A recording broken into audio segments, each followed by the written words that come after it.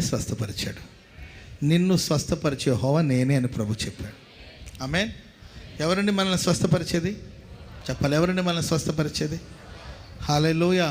గాయం చెయ్యివాడు ఆయనే, గాయం కట్టువాడు ఆయన. ఆమేన్. కొన్ని రోగాలకి మూలమేంటో తెలియట్లా, అసలు ఎందుకు వచ్చిందో తెలియట్లా.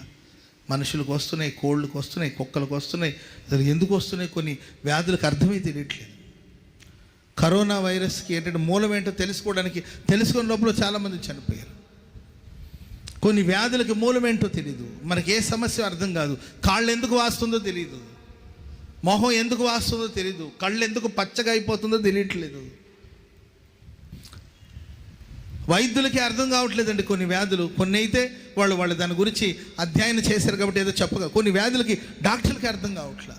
నీ ఒంట్లో వ్యాధి ఏదైనా నిన్ను స్వస్థపరచగలిగిన వాడు మనం ఆరాధిస్తున్న యేసుక్రీస్తు.